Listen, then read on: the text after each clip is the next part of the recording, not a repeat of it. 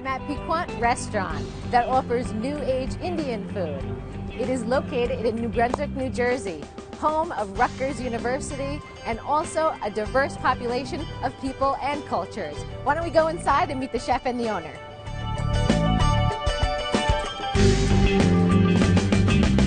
I'm in the kitchen with Kirti Rahi, chef and owner. How are you? Good. How are you doing, Tracy? Great. And we're going to make a vegetable biryani. Yes. Did I say that right? Yes, it's correctly said. Which is what? What is biryani? Biryani is a vegetable fried rice. We make using three different components to it. Is spices, rice, and meat. Okay. But today we're going to be making vegetable biryani. We're going to be switching meat with vegetables. For the vegans out there. Vegans, vegetarians, okay, and people who generally like vegetables. Great. So. Excellent. So you want to give me a brief synopsis of the vegetables that we're going to use today? Yeah.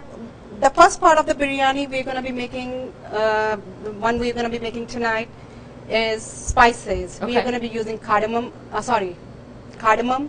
cloves, bay leaves, caraway seed, cinnamon, and onions. Okay. What I have here is already pre-cooked. Great. Onions with all the spices. Okay. The stage we are at here right now is we have already caramelized onions. Okay. And what we're going to do next is we are going to add vegetables to it. Okay. These are potatoes, carrot and peas. Great. Some cauliflower. Okay. Tomatoes, I'm sorry. Same thing. And I'm going to add my chili powder, Okay. salt, and cashew nuts and raisins to it. Cashew nuts and raisins? Yes. Wow. That makes it a nice flavor. It gives a nice texture and flavor to it. Crunchy cashew nuts with sweet raisin. It just gives such a nice texture and flavor to it. Great. It's amazing. So do you add liquid in that at all? At Not this point? right now. No. Maybe, okay. What we're going to do is we're going to be doing that later. Great. Right now, what I'm going to do is go back to the stove. Okay. And how long do I cook that on? Cook the vegetables till all the moisture has dried out. Okay. Yeah, and here... Is that a high heat or...? Right now we are doing it at a high heat. Okay. It's going to take about 5 to 6 minutes before all the moisture dries out. Meanwhile, what we're going to do is we have a soaked rice here, and we're going to drain the water out of it. All right. Now, what about the history? Where does this come from? Because I don't know much about this. Biryani is actually a Farsi word which came to India in really long time ago. But it got very popular during late Mughal Empire time, and what happens is it's made during a special occasion, whether it's Eid or it's like holidays, weddings, like holidays, and. So, do you serve this dish at this restaurant a lot? We do it if somebody make a special request. We make this, but we definitely do for catering. You do? Yes, okay. We get a lot of requests for. But you don't have it on the menu. No. Ah, special recipe. Special, yeah. What other kind of Indian dishes do you serve here? We do very common, which is very typical Indian dishes, palak paneer, which is cream of spinach with Indian cottage cheese. Ooh. Also bangan bharta, which is roast smoky eggplant. Ooh. Roasted eggplant with peas. Really Oh, good. Okay. We also have the famous chicken tikka masala. Ooh. Yeah. No kidding. Yes, that's one of the most popular dish. But I try to give a spin to it and do more grilled avocados and with the rice. That's great. And put a yogurt sauce on it, serve it to our guests here. So you get a little creative with it. Yes, Not that's the fun part. Traditional. You get a little jazzed up in there. Yes. I like that. And with the biryani, you said I can substitute some of the vegetables as well. Yes, you can. If I'm making one at home, I will try to put as much possible the freshest seasonal vegetable. Okay. And right now, it's winter. There are not that many vegetables going on. So I have to pull out a lot of vegetables from the freezer, like peas and carrots. You do. But cauliflower is there. I can use that a lot. So in the summertime, you have a lot of the vegetables around, so you can just vary it a lot with that. And it tastes good. And yeah, that's interesting because it's not always the same. It's different every time. That is true, and it gives a lot of color to your vegetable. You're using spinach, carrot, peas, tomatoes, and the full rainbow. Foods. Yes. Now, how about the meat side? I know you're a vegetarian. What kind of meat would I add with that? Traditionally, in India, it's made by using mutton or lamb or goat. Goat is the most important one. They use goat a lot. Any reason for that? Flavoring? No, I will say again, it's like because it came from Middle East and it's mostly, it's a Muslim culture that brought it to India, and they are more heavily meat eating. Okay. So the muttons and the lambs and that kind of stuff, and the goat is what is really a typical ingredient of that. But I can vary that as well, too, right?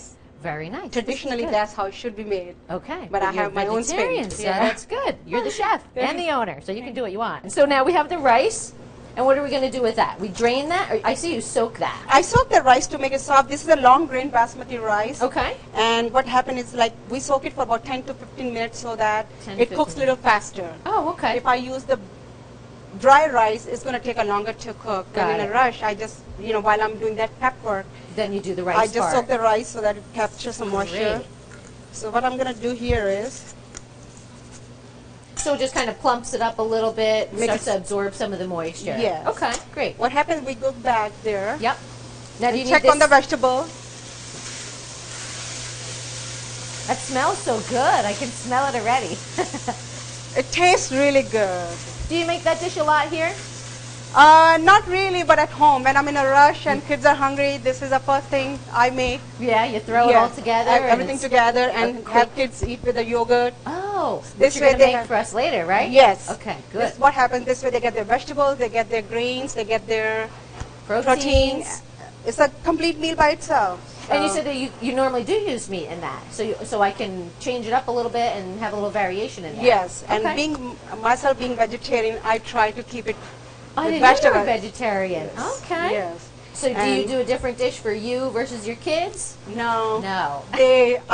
I'm trying to keep them vegetarian too, but when they go out, they eat a lot outside. Oh. But at home, they keep do eat whatever I can cook for them. Great. This is beautiful. So then with the rice, you just let that sit. Let the water drain out, and meanwhile it's ready. I'm going to bring the pot over and add the rice to it. Perfect. And then so once that's boiled down. Boils down. Okay. Yeah, see, you can see.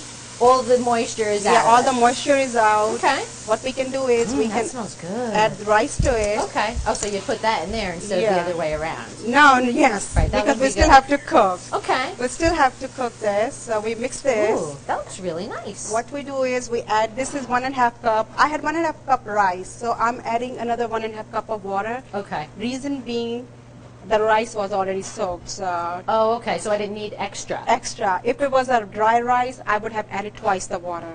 Okay. Because it takes longer to cook and takes more moisture. So about like if I have a 1.5 cup of rice, I do the same amount of water.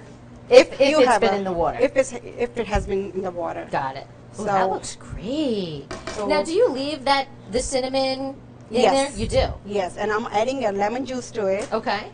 The reason for adding lemon juice to the rice is it keeps the grain separate.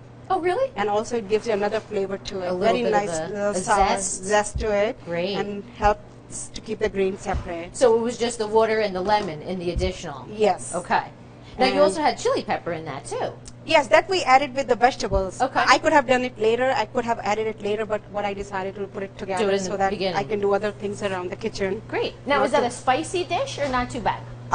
This one is a little spicy. A little bit. I'm thinking like I'm making it for my kids, so keep it a little mild. Totally spice them out. Yeah. But if I have to make it for like family, like older people in the home, or for myself, I will keep it spicy and add yogurt to it. Oh, right. Dilute it a little bit. Yeah. And we have a finished version over there, right? So yes. What I'm going to do is... Now, how long did you say you cook that for? You simmer that? As you can see here, it's already started to boil. Okay. What I'm going to do is I'm going to put the heat low, turn it down, and cover the pot. Okay. I'm going to join you. And yes, and let it cook. And this is the finished version, right? And this is the finished version, already cooked. You can see. Ooh. It's already steamed. That looks gorgeous. Ooh. And how your rice should be separate. Rice should not be like all sticky. Okay. Exactly. So it should break apart really easily. Yes. You can see pull it off the heat if it's starting to get a little sticky. That's my point when we're finished. But it has to be cooked. Okay.